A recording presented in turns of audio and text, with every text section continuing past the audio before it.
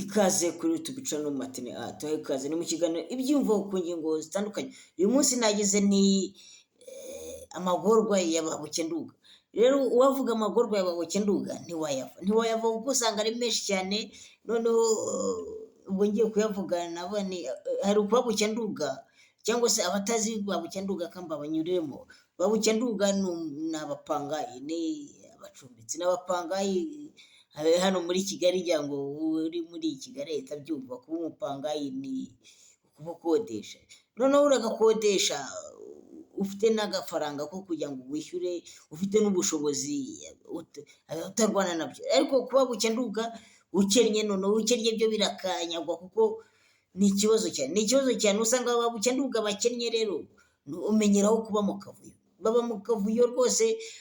Ariko aba bifite bo bakodesha ibyo bipangu bakabamwo mo imbere aho bisanzura bafite umutekano uhagije. Ariko bukenduga ukennye ni icyago kuko usanga babaho mu kavuyo, noneho ugasanga mu gipangu cy'abantu nka 20 mwese mutonda umurongo ku musarane, ibintu byose ni hamwe, umugozi mwanikaho ugasanga murayirwanira, ibintu byose mubikora gutanguranwa udakoresheje ni murara aho hantu, ni murare no guhatana kuko usanga noneho hari n'igihe amagorwa yabo. Rero amagorwa yabo iyo ngiye kuyavuga jyewe ari neza bituma numva ndwaye akantu kuba nanjye ndi bukenduga, ntabwo nabirariraho. Ariko noneho ubu ngubu muri iyi minsi kuba bukenduga ufite abana ni ikibazo. Noneho ubu urajya gusaba inzu yo kubamo, bakubaza dufite abana bangahe, n'iki ufite abana, rwasira y'abana nta muntu wazayivamo, ntabwo twebwe inzu zacu ni iz'abasiribateri. Rero ubwo wari ubukenduga muri Kigali ukennye udafite ya kadasiteri, wenda hari biraza kugorana kuko mbabwira biragoye kugira ngo uzabone inzu ufite abana rwose ukennye. Za zindi z'icyumba na salo kugira bazayiguhe biragoranye, ni mu nkengero za Kigali nabwo ubwo byakomeye. Kuba bukenduga rero ukennye, ayandi magorwa yabo rwasira bahura nazo, hari ukuba ubana n'abantu bagira ingeso mbi, ugasanga kuko mwese uko muturanye byanga bikunda, urumva mutandukanye ku ngeso.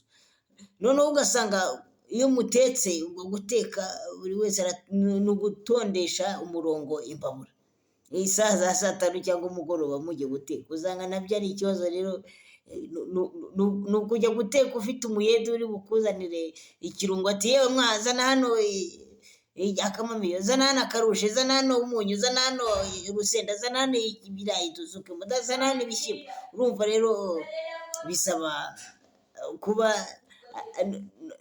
ni ukwihangana kuko usanga amagorwa y'ababukenduga nayo ari menshi, ni ibizazane gusa, ni ibinyeganyeza ngaho guturana n'abarahura. Theogene wa mugabo wapfuye wabwirizaga niwe najyaga mbyumvana ngo hari ibinyeganyeza. Tuzi kugira umuntu urahura akaza wigura udukara nk'utwa senkisa, nawe ufite ubwabo ko tutari buguhishirize, yaza kurahura agatwara ibya bikara binini nka 3 warimo, noneho sigarurira mu myotsi, kandi wari webye ati nahisha, noneho akayarahurira rimwe. Urumva rero ni ikibazo. Amagorwa y'ababukenduga yavuga ntiyayava kuko usanga ari menshi.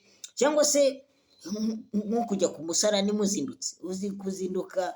Ubwo iyo muzindutse, urumva iyo utazindutse ngo ubanzemo utonda umurongo, ukumva bwa bukererwe kujya ku murimo buraziraho.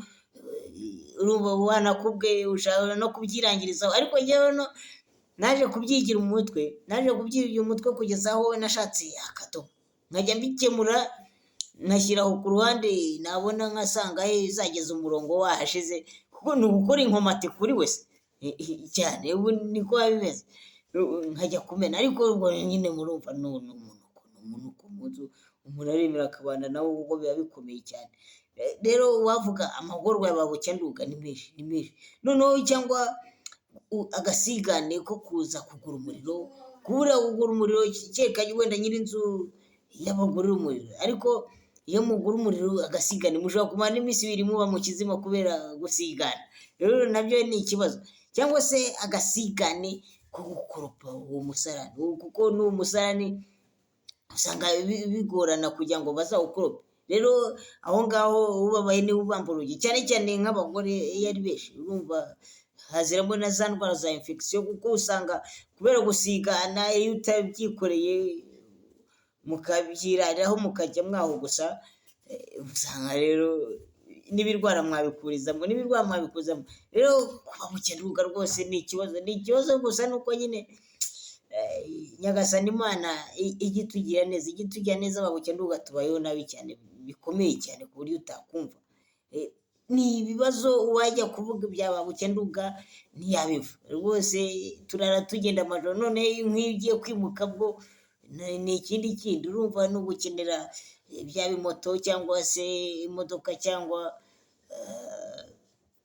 amagare n'iki, urumva nabyo ni ikibazo kurara ubunza akaragwa amanywa nijoro, va hajya urumva urajya gutura ahantu ugiye ngo umenyeranye n'abantu b'inshuti, hejuru ukaba bukeye uduga, nyine niko bimera.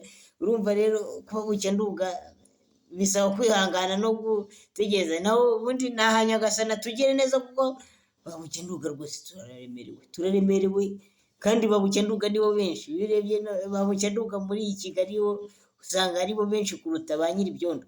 Uzi noneho ikindi, ayandi magorwa yawe babuke nduga uzi nk'iyo ukwezi kwapfuye, nyir'ibyondo ukamubona atamba mu mbuga, uhita wirukanya mu nzu ukajya kwihisha ukaryama, abantu bakavuga ati muvuge ko ntahari. Ariko